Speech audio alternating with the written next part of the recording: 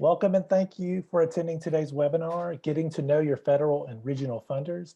It's the fourth webinar in the Persist and Prosper series hosted by the Arts and Business Council of Greater Nashville and sponsored by the Tennessee Arts Commission.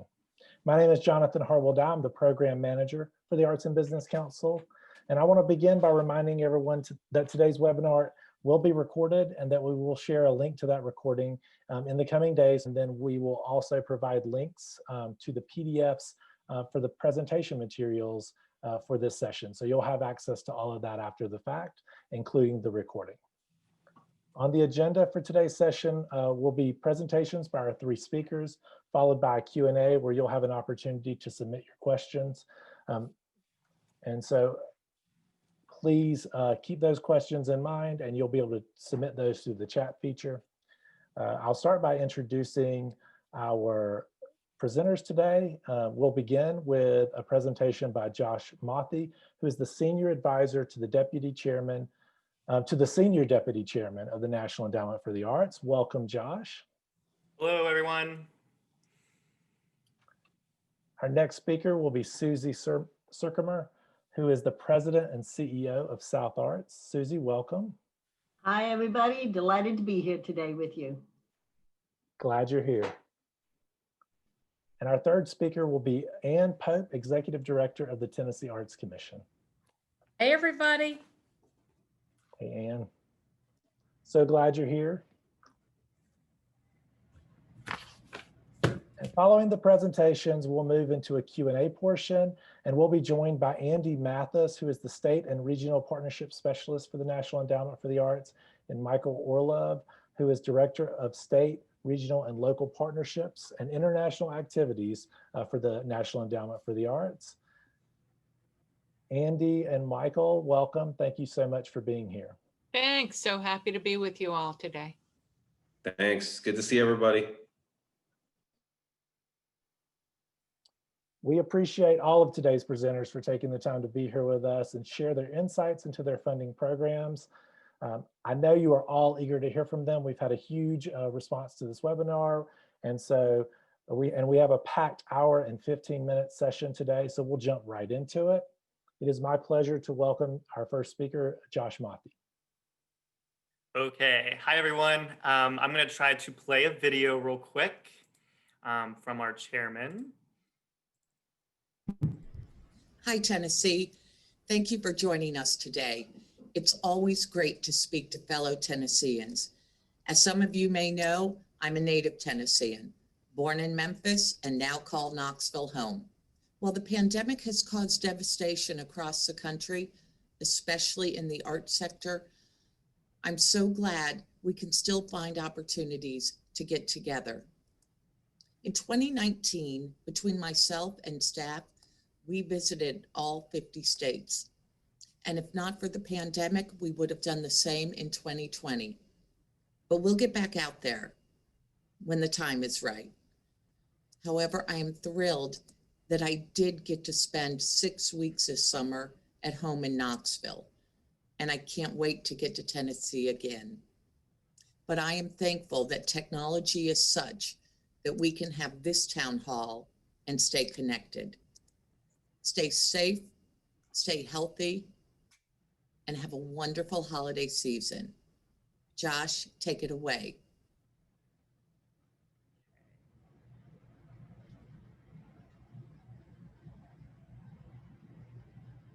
Hey, can everybody see my screen?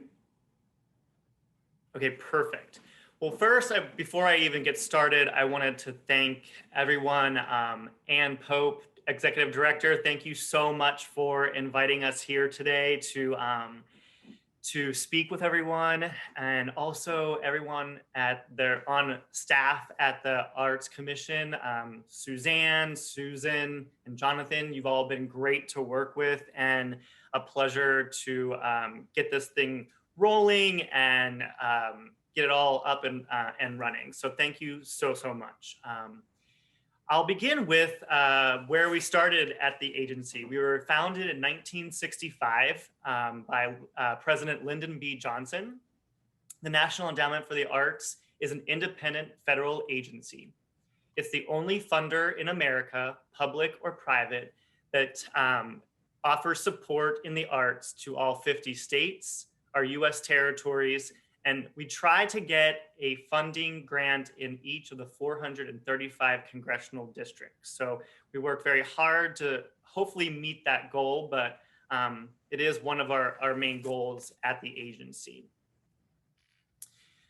Unfortunately, we have the pandemic and COVID-19. So obviously our arts sector and entertainment and recreation, we took a huge job loss, economic loss across the country, and the Arts Endowment wanted to do a survey, a national survey of the national service organizations. And this was just to get a little feel on how the art organizations were coping with the COVID-19, their plans for possible reopening, if that comes down the road at some point with all of us, how they were faring through the whole COVID-19, and just like social distancing. So every state and area, we've been going through this process of daily changes in our rules or mandates and regulations. So it's just hard to get to know what each state. So we wanted to find out from everyone and have these kind of conversations with everyone, just to get a feel of how this organization is doing and what they're doing to make it successful, and what other people are doing, so we can maybe try to mesh those all together to help one another. So then we have the CARES Act. The CARES Act we were very, very fortunate that Congress appropriated $75 million to the National Endowment for the Arts in the CARES Act grant.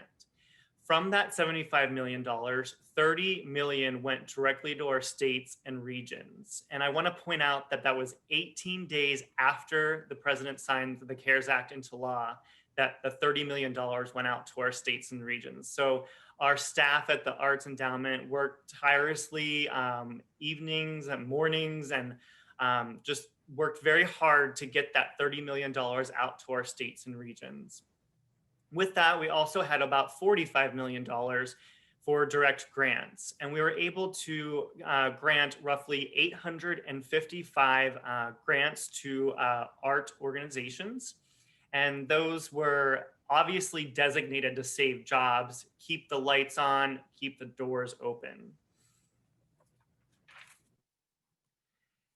This is a map of our the National Endowment for the Arts. We have a partnership agreement grants to the 50 designated state art agencies, our US territories, and the 6 regional art organizations. The color coding on this map aligns each state with their regional art organization. So for Tennessee, that is South Arts with Suzanne.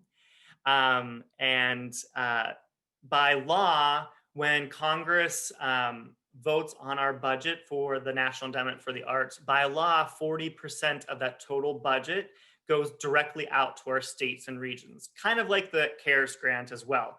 CARES grant kind of followed that same rule, where 40% of our CARES Act grants went out to the states and regions.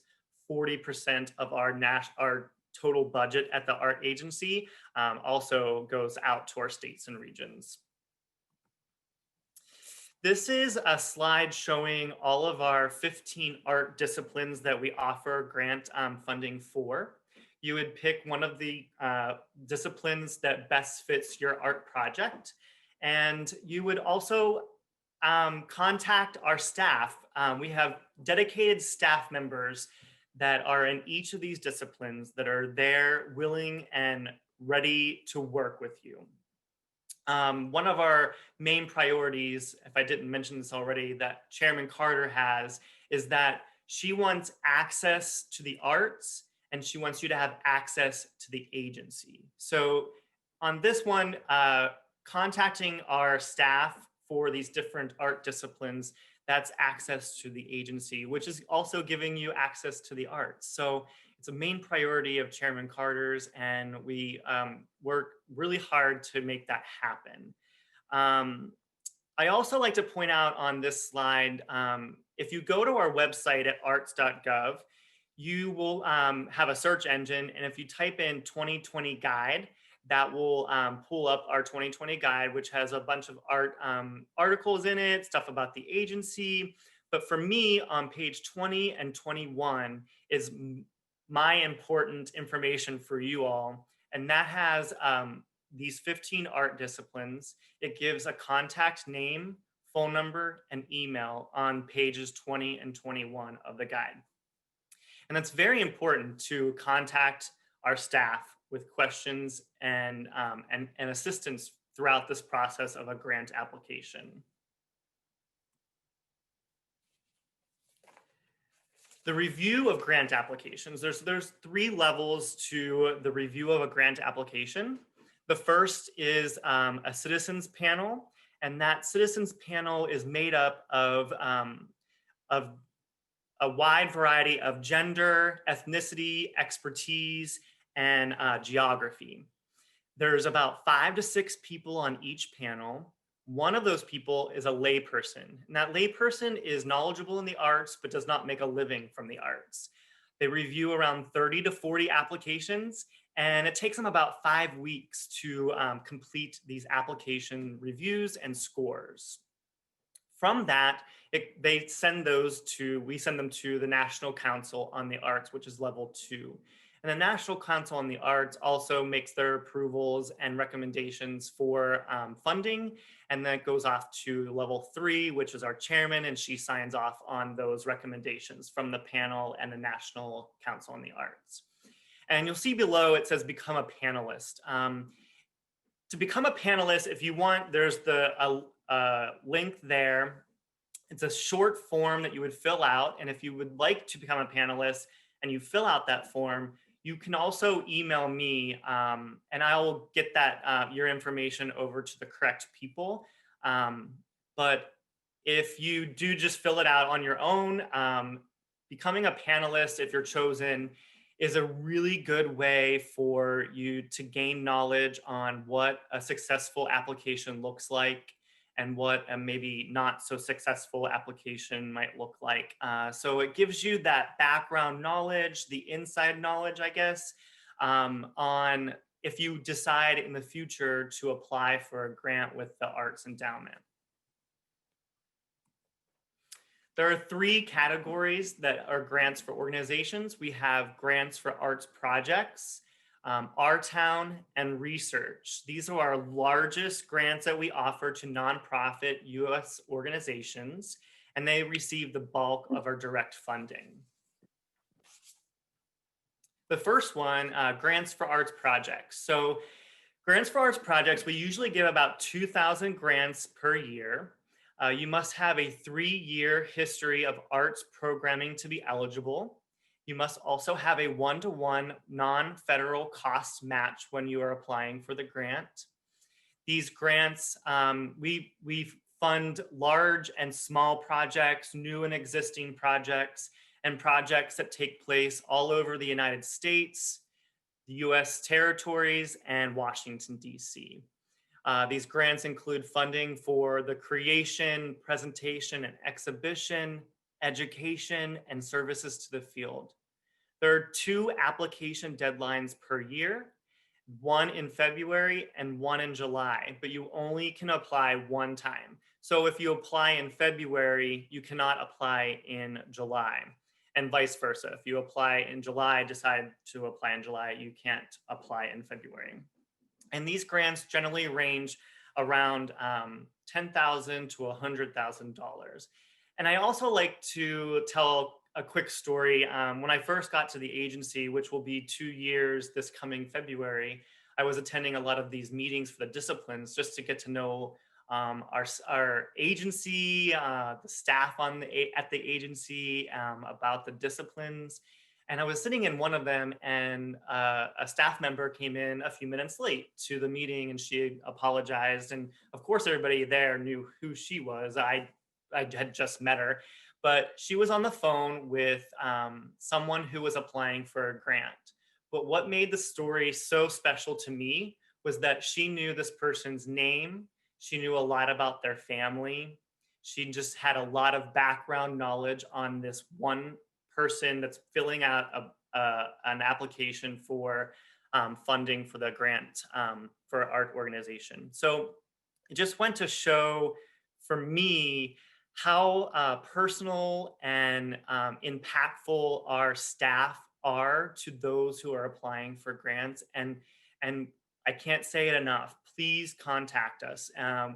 Sometimes I hear that people don't want to apply to or contact our staff in the process of an application because if they feel like if they've received assistance from us that may not give them the opportunity to receive the grant, which is completely false. But I have heard this.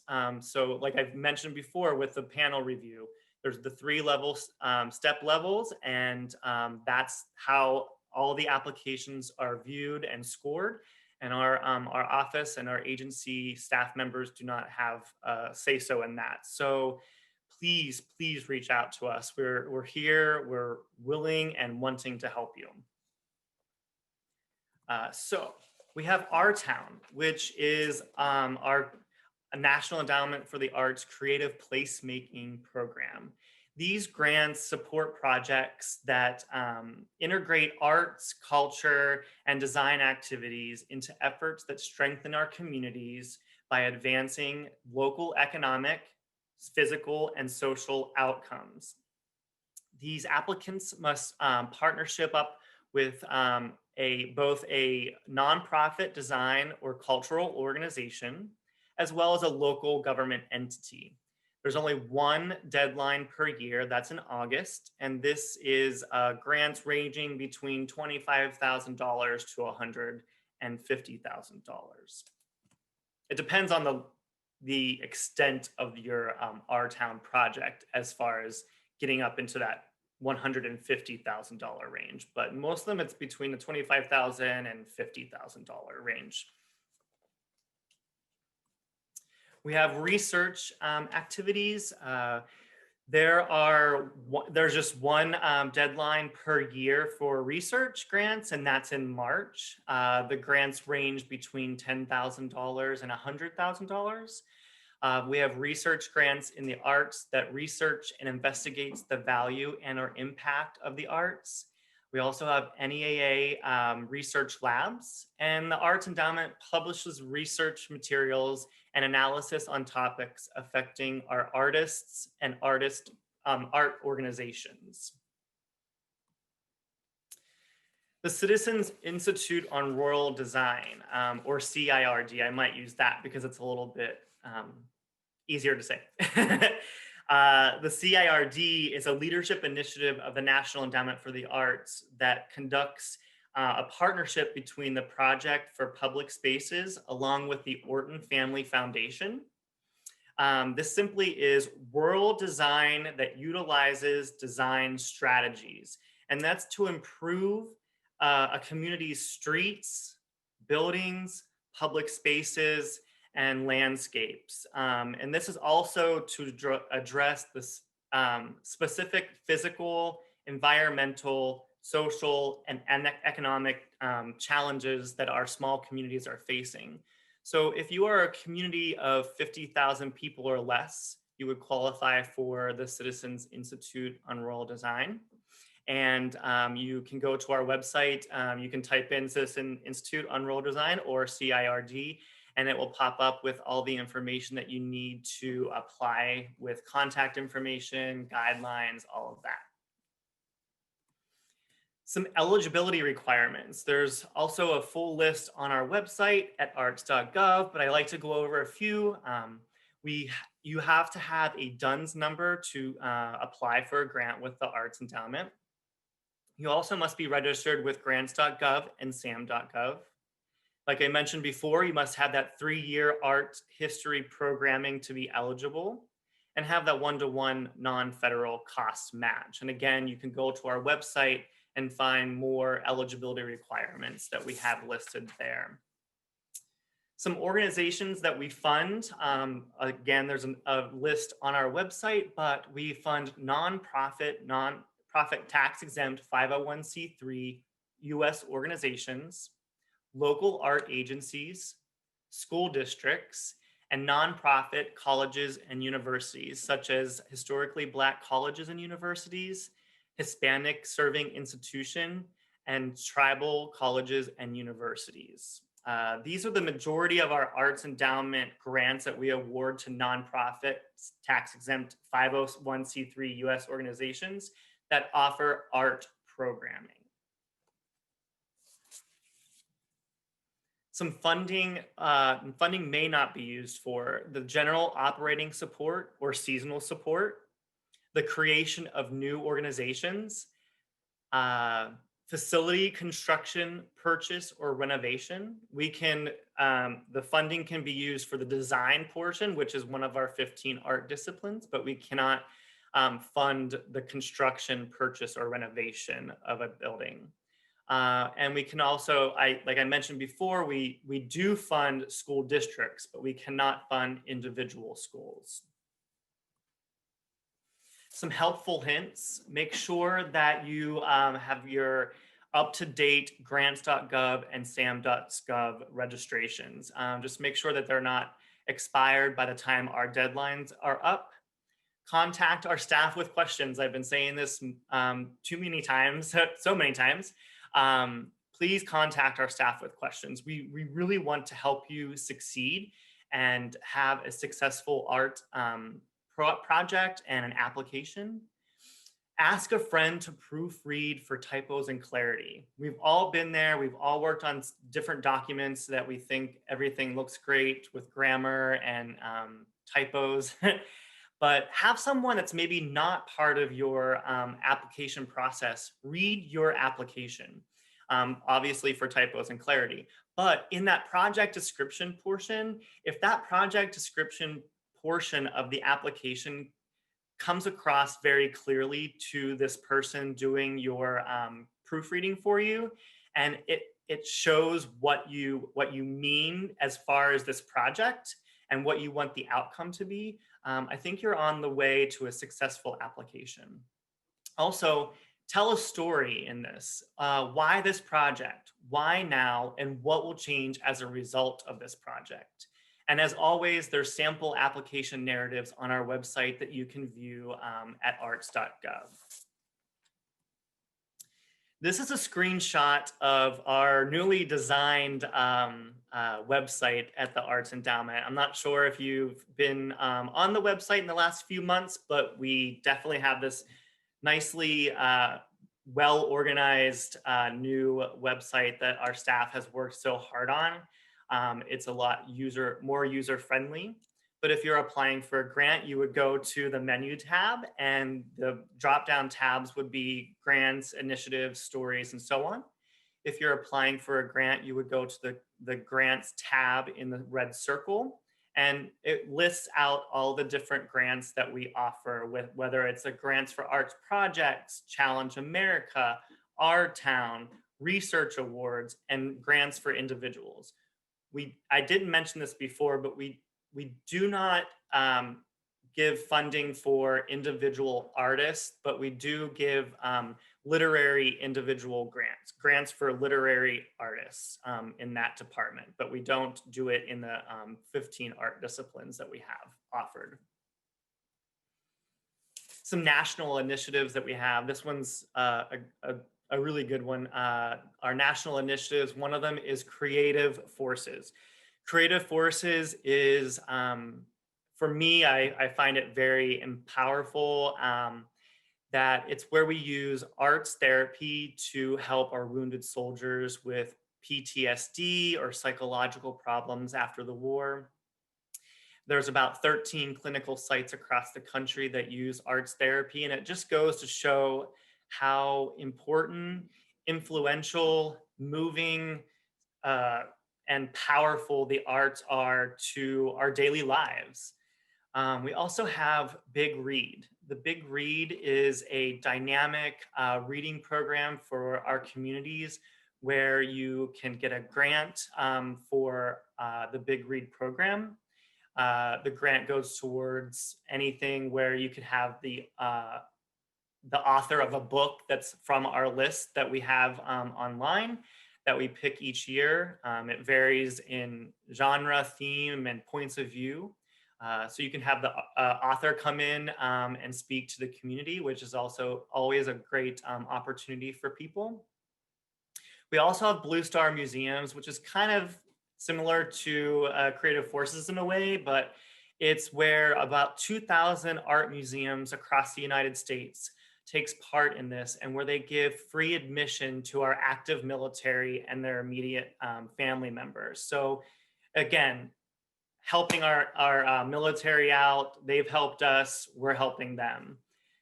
We also have Shakespeare in American Communities, which is where we have professional actresses and actors come into middle schools, high schools, and juvenile detention centers. And they do educational activities with the students and individuals. They act out some of the plays. This is a great way for character building, for social building of people around groups. It's just a great opportunity for our students and our individuals that may not have the means to a professional actor or actress and in the arts. And this might be one of their main passions. So it's also a great initiative that we have. And lastly, we have Poetry Out Loud. Poetry Out Loud is where the different schools in each state take part in a recitation competition. And the state winner comes to Washington, D.C. for the national finals. Unfortunately, this year we had to cancel the national finals, but next year we do plan to have a Zoom national final taking place live from Washington, D.C., but we look forward to that. So those are our few initiatives that we have with the National Endowment for the Arts. And arts and the economy. So before the pandemic, arts in the economy was very successful. It was about $877.8 billion of our economy, which is also 4.5% of the nation's GDP. It's a huge amount of the nation's economy. If you go here to the right, it was research done by our agency on the onset of the pandemic. And you'll notice there between March and April of 2020, the industry had about a 42.4% job loss. That came second to accommodation and food services, which is a huge amount of our economy, like I mentioned before. But it just goes to show how influential, how important the arts and entertainment is to our economy. And we just need to beat this, come around the corner, and come out stronger so that we can help our economy out in this great industry that we have. So with that, this is my contact information. If we don't get to one of your questions today, or if you just don't want to ask it today, you can always email me at Mauthe@Arts.gov. I'm available all the time. We may be working from home at the agency, but everybody is working from home, teleworking day and night. So please email me with any questions that you may have. If you're trying to get in touch with someone within one of those 15 art disciplines and you're having a difficult, just email me and I will get you in touch with the correct people. And I just want to leave you with this.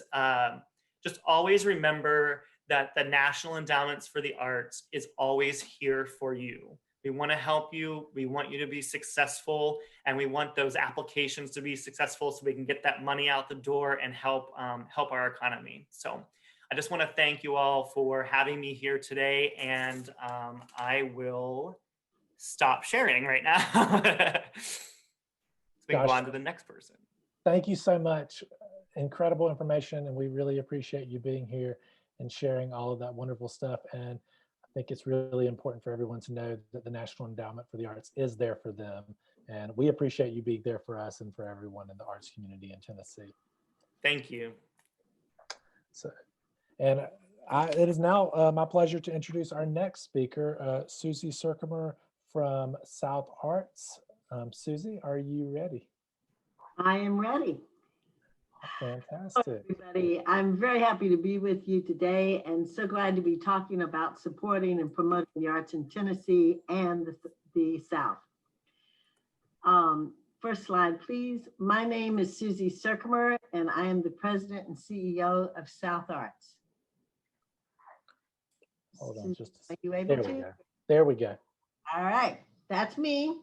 I want to thank Ann Pope and her team at the Tennessee Arts Commission for inviting me to be part of the conversation today.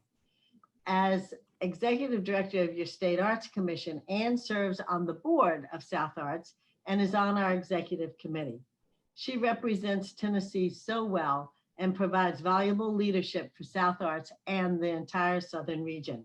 And of course, it is an honor to be on the program with our friends and partners at the National Endowment for the Arts. So it's my pleasure today to introduce you, or hopefully reintroduce you, to South Arts.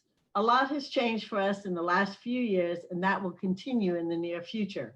We are in a period of rapid growth and change. We're broadening our reach into new artistic disciplines and communities. We are introducing new programs, and we are more nimble than ever, able to respond quickly to change in our cultural environment, like the current pandemic. I'm going to give you a quick overview of our mission and goals, and then tell you briefly about our programs. Perhaps along the way, you'll find a program or service that will make you want to reach out to us for more information. Next slide, please. At South Arts, our mission is advancing Southern vitality through the arts. We believe that the American South has a distinct and unique culture arising from our complicated history, our blend of ethnicities, and our shared experiences. We use the arts to celebrate where we've been, but more importantly, we use the arts to help create our path forward together.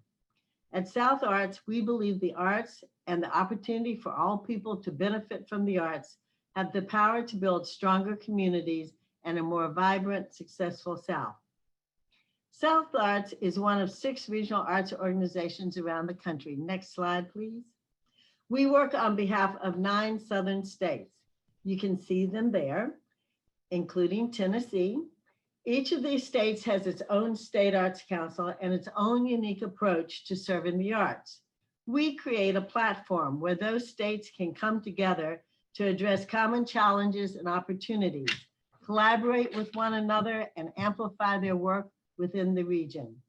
South Arts looks for opportunities to provide programs and services that individual states may not be able to do on their own, and that are likely to advance the arts for the entire region. We are committed to serving rural parts of our region, not just big cities, and expanding the number and types of organizations we serve. Here is how we frame our work within our current strategic plan. Next slide. Our strategic goals are all about raising the visibility of the arts in the South. We work with artists and arts organizations to help make them more successful. We connect and convene people, organizations, and resources to one another so that they can do their work more collaboratively and effectively. We try to understand the needs of Southern communities and show them how their challenges can be addressed through the arts. We build partnerships that help us find the resources and connections we need to advance Southern vitality through the arts, like our remarkable partnerships with the National Endowment for the Arts, state arts agencies, and numerous national and regional funders. And we represent the South at the national level to make sure Southern arts and artists are at the table for national conversations. Next slide. Now I'd like to tell you about many of our programs and funding opportunities at South Arts, starting with those available for organizations like community cultural organizations, colleges and universities, libraries, museums, and performing arts venues. Next slide. You'll see that most of our grant programs offer Southern communities access to the arts by fostering the meaningful engagement with arts and artists. like touring performing arts grants, which support community performances by Southern artists in theater, opera, music, and dance. Traditional arts touring grants, which promote the appreciation of traditional arts in the South by supporting community residencies with traditional artists and folklorists. Express grants offer quick turnaround funding for organizations in small communities that want to book a performing artist as well as host literary, visual, or film artists. And cross-sector impact grants, in which arts organizations partner up with non-arts art groups for arts projects that address community issues, like arts and literacy, arts in the environment, arts in healthcare, etc. Next slide, please. I want to say just a bit about how our grants process works. A lot of it is very similar to what Josh described at the National Endowment for the Arts. So I'm not going to go into extreme detail, but I will mention a few things. Our grants and other programs will always link strategically to South Arts goals for advancing Southern vitality in the arts. When we offer a grant opportunity, we publish it on our website and promote it broadly throughout the South, usually through social media channels and our partners in the region.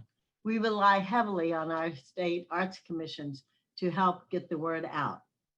We accept applications for the program, and then we assemble panels of qualified individuals to review and score the applications against the published criteria. For large grants, meaning grants that are larger dollar amounts, we use outside panelists, recognized professionals in the field with expertise or experience that will help make us good funding decisions. For grants that are for smaller dollars or very quick turnaround grants and programs, we sometimes use our own staff to review applications and make recommendations. Our goal is to always run programs that are equitable, fairly applied, and transparent. Next slide. We also have programs that support an organization's staff and individual artists. Next slide. At South Arts, we value equity, diversity, inclusion, and accessibility. So we are excited to offer the Emerging Leaders of Color program for arts administrators and cultural workers in the South. It is providing professional development and team building for 12 participants at no cost. We have just begun working just last week with our first cohort of incredible arts leaders in this program, and we are so excited to be working together with them. Our professional development artist planning grants support staff development for arts organizations. Activities like attending conferences or training workshops, seeing live work. If you've not seen, a theater company somewhere and they're performing in another city or state, you can apply to us to receive funding to go and see that work live. Or planning meetings we also fund with artists. This can include virtual professional development in this age of social distancing.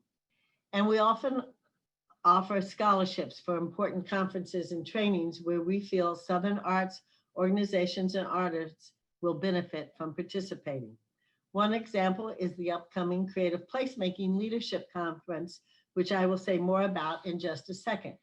Another example is the Arts Presenters Conference this year. We are offering scholarships to that. We have two programs, next slide please, that support individual artists. The Southern Prize and State Fellowships Program is a competition showcasing the best of visual arts in the South. Through an application and panel process, one visual artist per state is named the State Fellow and receives a $5,000 prize. From those 9, the Southern Prize winner is selected, winning $25,000, and the runner-up receives a $10,000 prize.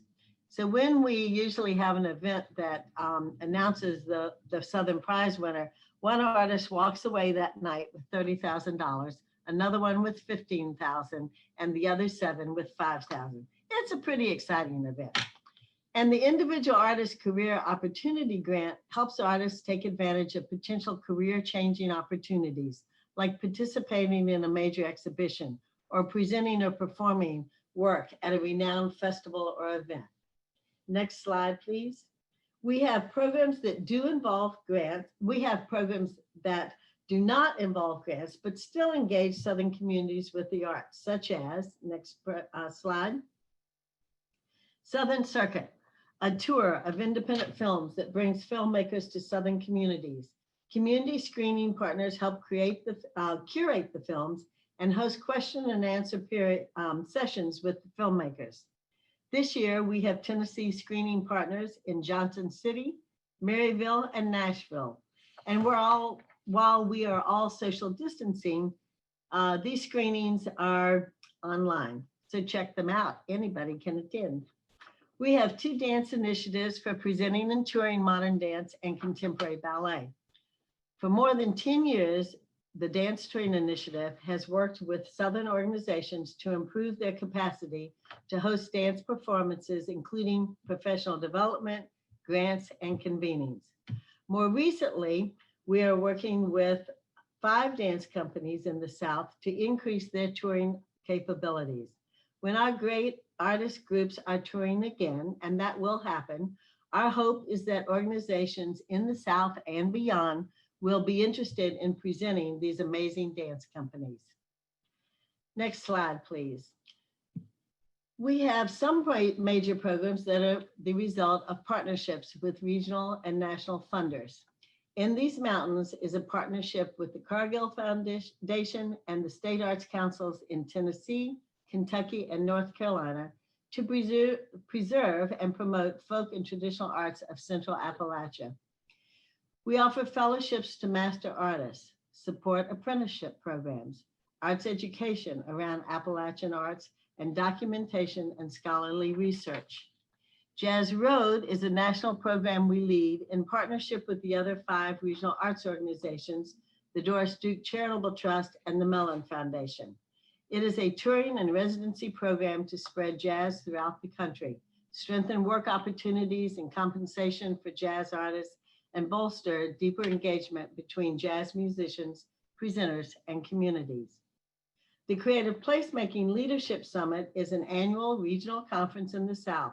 It brings together arts and community leaders to demonstrate how arts, culture, and creativity can offer solutions to community challenges. The next one is a virtual summit, February 23rd and 24th. We just put it up this week on our website, so we hope that you will check it out.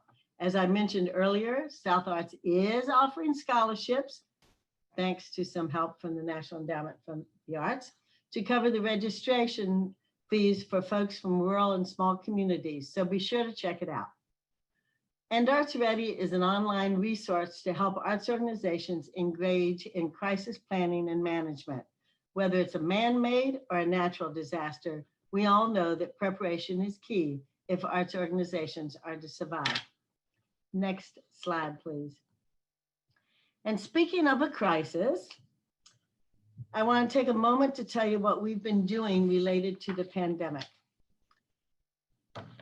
We've implemented 4 new programs. In partnership with the Doris Duke Foundation, we launched Jazz Road Quick Assist grants to provide relief for jazz artists impacted by COVID-19. We have assisted 450 artists nationwide, including Tennessee, with grants to help them through this difficult time for performers. As part of the Federal CARES Act through the National Endowment for the Arts, South Arts distributed over $725,000 in arts relief and sustainability grants to the South. Most of this money went to state arts agencies in the region, like the Tennessee Arts Commission, and they distributed these funds within their states to assist rural arts organizations and culturally specific arts organizations. At South Arts, we targeted some of our CARES Act funding to arts service organizations that provide statewide services to the arts sector. By doing this, we were able to further expand the reach of these funds across each state. One thing this pandemic has made clear is that the arts sector needs to do more thinking about how it can be more resilient in times of crisis. To help make progress in this area, South Arts, along with the nation's 5 other regional arts organizations, partnered with the Mellon Foundation to implement the U.S. Regional Arts Resilience Fund. We awarded 1.67 million in grants to support visionary organizations with deep impact across their state and/or the region. The emphasis was on historically under-resourced organizations, populations, communities, and art forms. Some grant recipients you may recognize from Tennessee include the Collage Dance Collective, Highlander Research and Education Center, the International Storytelling Center, the International Bluegrass Music Association, the Nashville Opera Association, and the Stax Museum of American Soul Music. These grants will allow these organizations to reimagine their work and increase their resilience and sustainability through this and future times of crisis. And we've been delighted to partner with the Kennedy Center for the Performing Arts to showcase Southern artists in their Arts Across America series.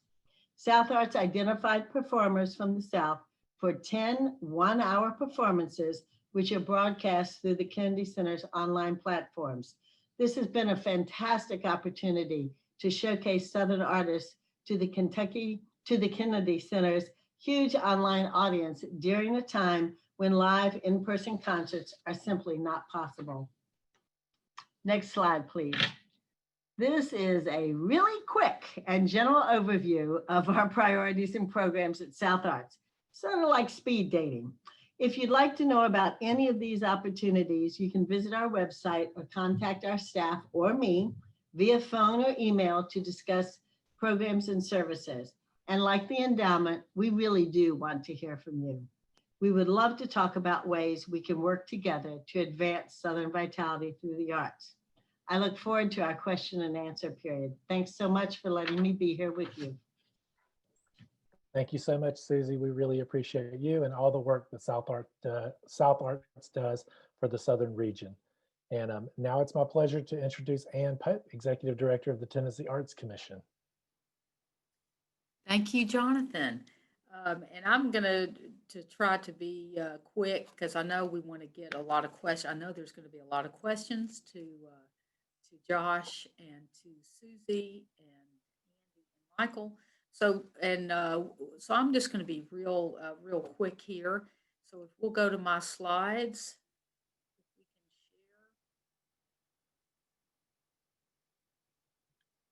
we can share. Everybody, I think most of you know the Tennessee Arts Commission.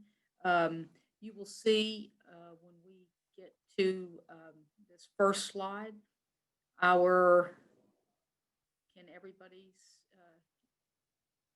see it yet? No? Not yet. Okay, there we go. There we go. All right. If you'll go to the next slide. Can we get there? You can see that that our vision of the Tennessee Arts Commission is to inspire Tennesseans, connect communities, and enhance everyday lives. And we work toward that vision through our mission, and you can see our mission there. And if you'll go to the next slide, one of the main ways we do that is that we are a grant-making agency. We tried to make the print as small as possible, so I'm sure everybody's leaning in. These are a list of our different grant categories. They really fall into two buckets, if you will. Our operating support grants, and you can see those. I'm not going to spend a lot of time on this because we had on our grants, because we had 10 grants workshops in the fall of 2020 that were all across the state. They were all of them were virtual. And so we went over a lot of this, but I just wanted to really hit the highlights. And so our operating support, that is for, as my grandmother used to say, to keep the lights on and pay the light bill, pay staff. And that's for arts organizations. So you can see that at the top. The second category is for project support grants, and that's to pay specific expenses associated with arts projects. And all these grants are designed to reach outcomes through the arts such as increase art activities in rural communities or underserved populations, strengthen community partnerships, increase student achievement and attendance in school, expand awareness of preservation of folk life traditions, increase health outcomes, or enhance quality of life. So we're focused on outcomes that our grants do, and our annual grants are open, and there are varying deadlines that in the month of January, depending on the grant categories that you're applying to. So please go to our website, and we hope that you will apply for a grant. There you see we did almost 1,000 grants in this last fiscal year, and really that's a map of Tennessee. And really, if you think about it, our grants fund the arts, really the arts and cultural infrastructure of the state. And those are small stars there, and they represent grants in all 95 counties of Tennessee. The staff works very hard to try to get in all 95 counties, and we are in our 7th year of getting in every county in the state.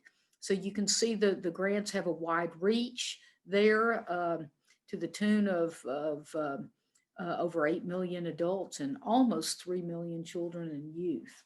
Now, if you go to the next slide, I really wanted to focus, both Josh and Susie focused on the negative impact and the challenges that the pandemic have put on the arts and cultural sector. I just wanted to give you a Tennessee slice of that. This is from the Brookings Institution report, over 3.6 million in losses of sales and services in Tennessee.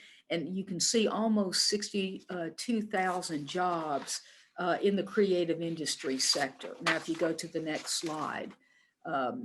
Now, and this is the Americans for the Arts did a survey, has a survey sort of the nonprofit arts and cultural organizations. And we had 372 Tennessee nonprofit organizations that responded for a total financial impact, which they noted in the survey, of over $52 million, and which is a median impact per organization of over 45,000 per organization. So it's really affected Tennessee arts and cultural organizations, and which leads me to the next slide. I wanted just to, this is what Josh covered of money that was from the CARES Act that flowed to the National Endowment of the Arts. And this is the Tennessee impact. We are so grateful to the NEA and to South Arts, two of our most important partners. And I want to just do a hats off to the NEA for your leadership. The speed and efficiency in which you got the CARES funding out was tremendous. I think one of the first federal agencies to get CARES Act funding out. It was incredible. That money flowed both to the Tennessee Arts Commission, which we then regranted that funding out, and direct grants to Tennessee arts organizations. So that this $1,484,800 was the amount of CARES funding that came to Tennessee. The NEA funding is so important to Tennessee. Your regular programs and leadership is so important. It was that and the critical funding and support that the NEA provided through the CARES Act funding in this critical time, just to keep the lights on and the doors open, was so important. And on behalf of all of us in Tennessee, I just want to say thank you. Thank you to the NEA and to South Arts. The money, if you'll go to the next slide, the money from South Arts and the NEA, the CARE funding funded 194 different organizations all across the state, and that was critical. I'd like to thank Susie and South Arts, the strategic investments that were made in Tennessee. You've gone over those, Susie, and talked about those. The CARES funding, as I say, the South Arts and the NEA CARES funding funded 194 organizations. The resilience grants, many of those were in Tennessee. We thank you. Those were so important. There were the dance company, the different grants that were made were critical at a critical time. And we thank you for that and for your partnership. It's, as I say, it's one of our most important partnerships, and we thank you for your leadership. Now, if we go to the next slide.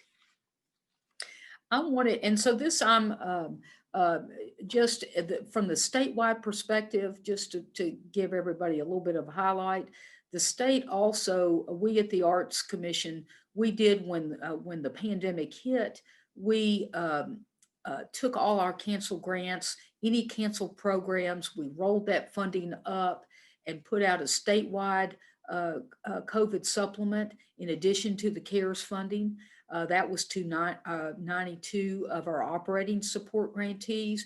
We also surveyed the field and heard flexibility in addition to funding was very important.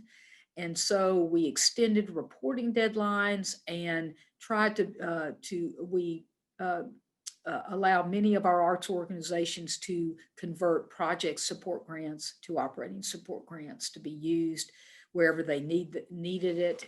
And so that was in addition to the CARES funding from the NEA and South Arts. We tried to do our part here at the Arts Commission. And so if you can go to the next slide. And so the one thing that I did want to highlight, which is an active grant, we have for the Tennessee Arts Commission, is the COVID-19 Arts Resilience Grant that we opened just a few weeks ago. It's a non-matching funds for nonprofit organizations and local governments to support creative responses to the pandemic through the arts. And this is a rolling grant meant for, meaning that organizations can apply right now to fund projects or needs that are occurring this current fiscal year. Grants range from $500 to $5,000 and are distributed on a first come, first served basis. And the purpose of this grant is to engage the creative sector in ways that strengthen communities through projects that increase community and organizational sustainability and resilience, create a sense of belonging, advance community and public health efforts, promote community dialogue, stimulate economic recovery. We hope you'll go on our website. You'll see examples of projects that are eligible for funding, like public art projects, murals, drive-in dance and theater performances, outdoor music concerts, virtual literary arts experiences. To date, we've funded 14 grants totaling almost $67,000, and we have another 8 applications in the hopper for a total of about $103,000. So we hope from this, we hope you'll go to our website and look at this grant category. We do have funding and we would love for you all to apply. We know that it's tough out there, and we applaud the resiliency and innovation of all of our arts organizations in Tennessee. With that, I'd like to again say thank you to the NEA and South Arts for all that you do nationally and in Tennessee. Thank you, Ann. And thank you for all you do in Tennessee and what the Tennessee Arts Commission does throughout our state. We really appreciate that. And Now we're going to move into a Q&A. We have about 15 minutes. I'm going to kick it off with a question that was submitted during registration. But if you're attending, please share your questions in the chat and we'll go through those as quickly as we can and try to get to as many questions as possible. But the first question I'm going to ask is sort of related to the pandemic. One person asked, what recommendations do you have for arts organizations as they plan to identify grant opportunities with the potential and ongoing uncertainty of 2021? So how are you dealing with that uncertainty in your grant programs? And I think we can start with the NEA and we'll just go through NEA, South Arts, and then Tennessee Arts. Well, as far as, so the CARES Act grant was one and done. I hate to say that. We're obviously the whole country is still waiting to see if we get another stimulus package. And if we do, I hope and pray that the Arts Endowment is part of that so we can also help that. As far as 2021 application grants, it's the same as before. We're moving forward as if we were not in a pandemic, and but obviously keeping very close eye with Congress to make sure, hopefully, that we get part of a second stimulus package if there is one. So yeah. So South Arts, oh, I'm sorry. Sorry, Susie. Hi, everybody. It's Mike Orlove, and thank you all for participating and our good friends at South Arts and staff for hosting. I just wanted to add one more comment, and Josh did a wonderful job. Our guidelines for 2021 will be up on our website soon, in the next week or two. So we are moving forward as normal, and we hope we get all kinds of wonderful applications in from the great state of Tennessee. So be looking out on our website. Maybe Andi will remember the date, but I think it's within the next week, our guidelines will be up on our new website, which is just a couple months old. Thank you. Thank you, Michael. So at South Arts, we're doing a variety of things. Some of our programs are such that they can continue whether there's a pandemic or not. So those programs will be advertised in the normal timeframe that we normally do, such as our Southern Prize program. That will take place, with or without a pandemic. But in some other areas, such as funding presenters, knowing that many presenters are carrying over some of the performances that they couldn't do this year into next year, we are really re-looking at our program and seeing how we could adjust things and change what we are doing in order to assist them. So we have not put up guidelines for some of the programs that we normally would have had guidelines up already for, regional touring being one, because we are re-looking at exactly how to do that. We also anticipate that depending on how long this continues into next fiscal year, we anticipate that if it does, then we will be in the situation again next year, as we were this year, where you make awards and then the grantees need flexibility in how they implement them, et cetera. And we're prepared to do that. Now, I would just like to add, just to piggyback to what Josh and Michael and Susie have said, our grants are open and you can apply for those. And I would say you apply with the information you know today and apply as with your best guess or your what your plans are. And we have our commitment is to lean into the grantee if all possible. We will be flexible. We will, as we go forward, work with you to change dates, to look if your project or activity does not go. We'll look at converting, working with you in any way we can, as we tried to do this year. So my point is, just apply, even if you don't have all the answers. None of us do. Apply with what your plans are, and we'll work with you the best that we can, any way we can. Thank you, Ann. And this question is for Josh. It is, I think it's a budget related question. Is it typical for artists working as professors competing in internal competitions for the NEA to add funding time needed to create work, i.e. course release or such as that? That may be too specific. That may be something they should follow up with you about. That's a really excellent question, but I feel I wouldn't answer it correctly. If Michael or Andi have a better answer, I would defer to them. Otherwise, please email me and I will definitely get you the answer for it. Yeah, I was just gonna, I wasn't sure if it was internal or international competitions, but I'm assuming it's internal. I would say email it to us so our specialists could address it directly. I think the answer is yes, but it is a very specific budget question that, to Josh's point, I don't want to say give a very firm answer and have the wrong one. So.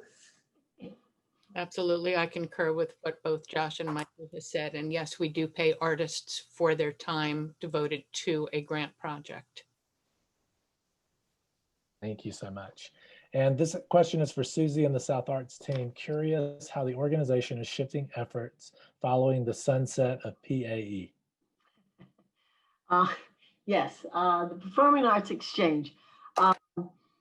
Well, we have shifted somewhat in that this year we did provide scholarships for presenters that may have gone in the past to the Performing Arts Exchange to attend Arts Midwest and Western Arts Alliance's conference that they did jointly this fall. And as I mentioned earlier, we are providing scholarships for Arts Presenters Conference in January.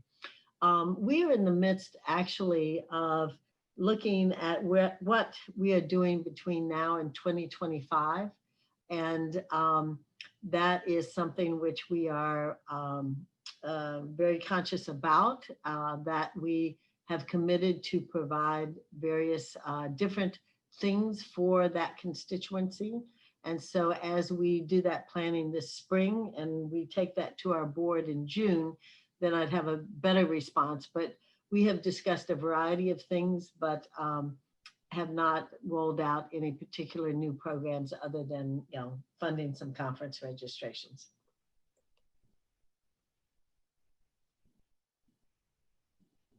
Thank you so much. And we have a question from Keisha. Do you have any mentorship programs to help artists learn more about the business side of art? I'll let each of you answer, NEA, South Arts, and then Tennessee Arts Commission. As far as NEA, I would say we don't have programs for individual artists. So I would defer to the state or local to see if they would have that as well. We have just a couple of small programs such as the Artist Opportunity Grants. Many people consider that a professional development where they might be going and doing a creative residency at a well-known artist residency space, etc. We don't run a webinar series on that though. If that's the type of thing that one is looking for, like how do you do QuickBooks for an individual artist business? We do not run a series like that. And Jonathan, if I could just interject to that question, there are a number of other, I would have certainly directed people to the regionals and the states, but also there's a number of service organizations, Fractured Atlas, of course, Americans for the Arts, maybe even Alternate Roots, which is, you know, focused on the South, that might be worth visiting their websites and looking what opportunities, you know, exist.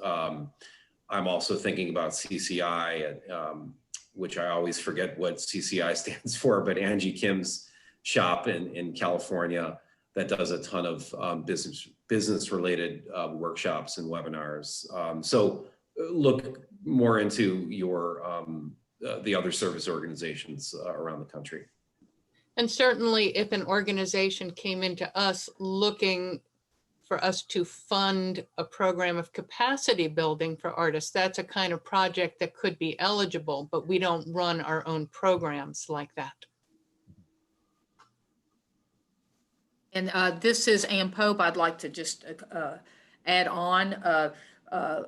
Likewise, we at the Arts Commission, while we don't run our own mentorship programs for that, we've had several, this webinar series and things looking at how how to respond to the pandemic. We've had our conferences that we highlight different ways to of focusing on the business behind or business of the arts. And I'd like to point, we do fund organizations that have mentorship programs like the Arts and Business Council of Greater Nashville, who is helping to put on this. They have a lot of programming that focus on the business side of the arts. So I would point you to the Arts and Business Council of Greater Nashville as one example of a service organization that does that. Thank you so much, Ann. We appreciate that. And I would, Keisha, I will point out that we have a program called Periscope that is an intensive training program for artists and artist entrepreneurs, and it teaches business skills as well as monthly education workshops and an annual professional development conference called Creative Exchange. I'll drop the link for Periscope in the chat, and it's got, you can check out our website. All of our programs are listed there. But we're right up on 4:15. So I'm going to ask one final question from the questions that were submitted by people as they registered. And this is sort of a higher level question. Without spending lots of money for photos and other marketing materials, is there anything that an organization can do to make their application shine when they're applying for grants? What are your recommendations to be successful with a grant application? I'll start with the NEA. Oh, be clear, tell your story, help the panelists understand what your project activities are, where the funding is going to go, what's actually going to be the impact, who you're going to reach. Truly tell that story so they understand the significance and why it would be important to invest in this project. What Andi said. I'll just add to that, just to set the stage. Josh did a great job of explaining how our panel process works, but these are 5 or 6 people from across the country that you have to assume know absolutely nothing about your organization. So never go into this assuming anybody knows anything.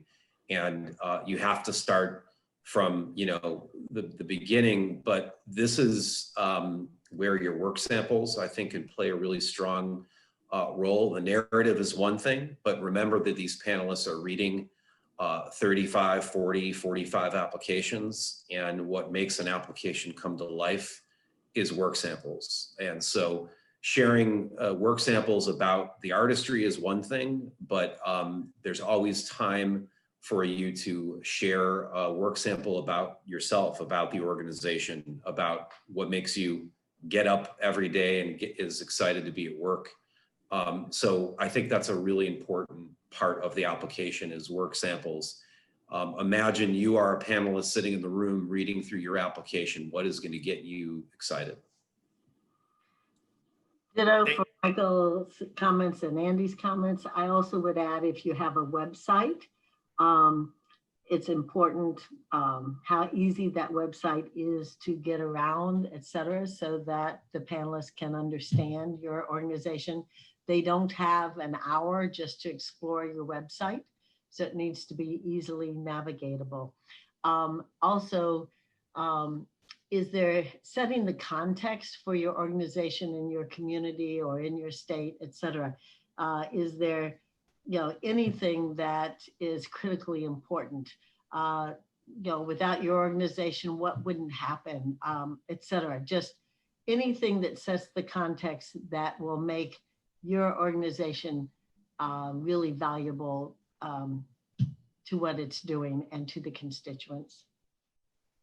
And you don't want cranky panelists. Don't get them mad with too little font.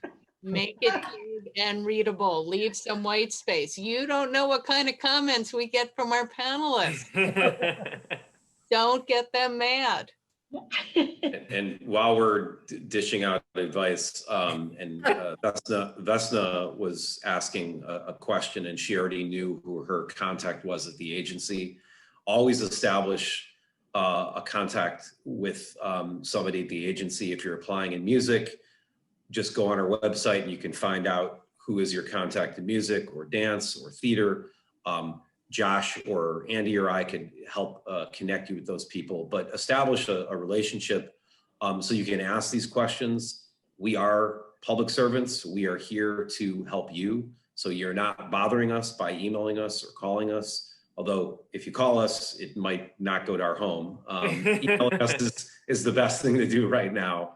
And then lastly, it doesn't, you know, the one comment I hear all the time is, well, I don't know if we could compete with some of the bigger organizations, or we can compete with some of the more established. Please throw that out the window.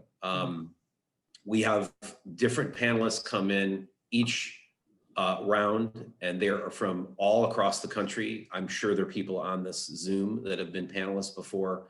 And the best projects and the best projects that are articulated most clearly are the ones that do, rise to the top. So that's the last piece of advice on that question. And I would just say from Tennessee, listen to the sage advice of Andi and Michael and Susie and Josh. Ditto from Tennessee. You hit the nail on the head. So thank you. Thank you. Thank you. Thank you, Ann, and thank you everyone for your questions. Thank you to all of our speakers today. We appreciate the NEA, South Arts, Tennessee Arts Commission for being here. And I think the thing that I heard the most was get in contact with an organization if you're going to apply for a grant, talk about it, and tell a really clear and compelling story with your grant applications.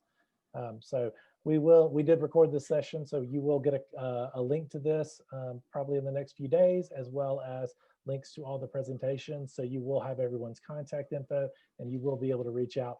But thank you so much to everyone for your time today, your expertise, and have a great rest of your evening.